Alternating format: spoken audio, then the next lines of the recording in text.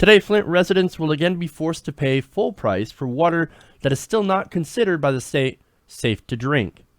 Now, the Washington Post is reporting that the state officials have just today ended a program that had helped pay residents' water bills since the city water system became contaminated with lead.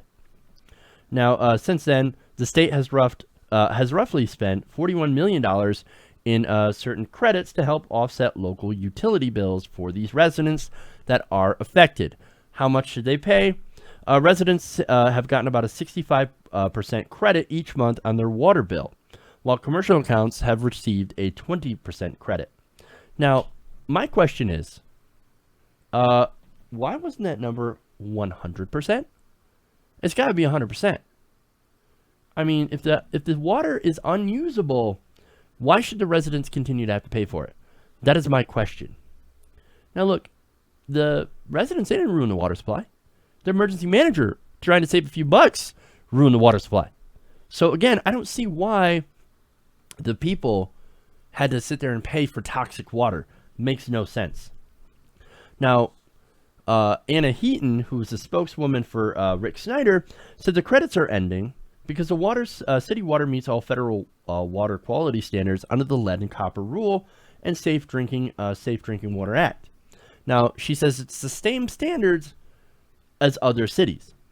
Now, she also says the threshold honors an agreement reached by Snyder, the Flint government, and state lawmakers who originally appropriated money for the utility bill credits. Nonetheless, they still had to pay a great deal for water that they couldn't use. It's not a good thing. Now, she added that the state will continue to provide water filters and filter replacement cartridges to assure residents that the water is safe for consumption, even as lead service line replacement is underway. The thing is, though, if you still need water filters for lead, well, then the water's not quite fixed. And plus, there are a lot of pipes that still need to be replaced.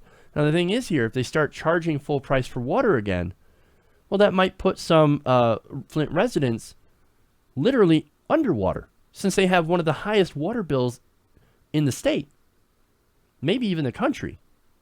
So you're going to get these people and that can't get these water these water pipes replaced that were contaminated by this lead until they're current on their bills. So again, this is one of the problems with having them be charged 100% of their water usage, especially since they still need a lot of work, they still need to replace some pipes, and the water is still somewhat contaminated as they need filters. So this is what's going on. Now, at a recent news conference, Flint Mayor Karen Weaver said the state should continue to pick up the tab for residents' water until it is tap drinkable without a filter. And she says simply, why? Because this is a trust issue. That's what it is. There's a lot of people that don't trust what the Snyder administration is saying, and I really don't blame them. And look, last month, the Michigan Department of Environmental Quality said this latest analysis shows the city system tested below action levels of the federal lead and copper rule, and at levels comparable to cities with similar size and age of infrastructure in Michigan and across the nation. However, these results don't necessarily mean the water is safe. It's not like the Snyder administration hasn't lied about the safety of their water. They're in the middle of the crisis. Back in 2014, residents would come to these meetings with state officials, with EPA officials, and say, our water is fucked. Look at our water. No, it's completely safe. We did our own analysis on it. The water's completely safe. Well, our analysis, we took it to an independent analysis and got the water tested, and it says it's got a lot of lead in it, dangerous levels of lead. It's undrinkable. And just look at it. It's undrinkable. No, your analysis is wrong. You're trying to make things up. This is why they don't trust the government. This is why these people are very distrustful of these officials and distrustful of these studies. In fact, the Washington Post says such results don't necessarily ensure the water is safe. City residents continue to be advised not to drink the water unless it's been properly filtered.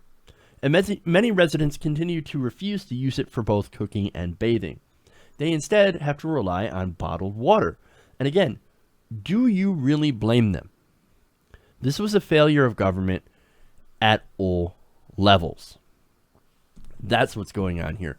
There is no trust because the government, during this entire crisis, has dropped the ball and has lied to them multiple times to their face. No, there's nothing wrong with the water whatsoever. Really? Why don't you drink it? Not thirsty. Not thirsty. Right. And look, this whole thing started with changing over to the Flint River without adding these anti-corrosion chemicals that ended up exposing thousands of people, many of them children, to very high levels of lead, which can cause long-term physical and mental impairment.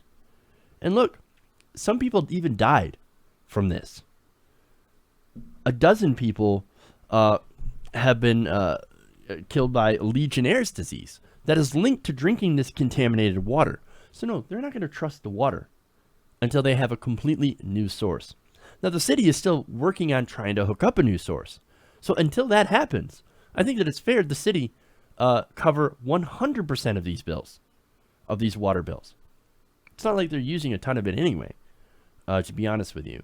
But nonetheless, they've got no reason to trust the Snyder administration for getting them into this mess in the first place. And look, as I reported before, there was a racist element involved. There was an independent study that came out and said racism against the people of Flint, against the city of Flint, is prevalent in all of these different decisions. That they didn't care about the minority population in that city. I don't know, let's just switch it over to the Flint River. It's not like they'll notice. They noticed. They noticed. So, it's disgusting. So no, look, they shouldn't pay anything until the water is 100% clean, all the pipes fixed and replaced, and put onto another safe water source. Because this is a failure of government. And the government needs to come in, and they need to completely fix this problem. Hey everybody, thanks for watching this video. If you want to see more like this, please hit the subscribe button below. And if you want to support truly independent progressive media, please consider becoming a patron at patreon.com/TYTNation.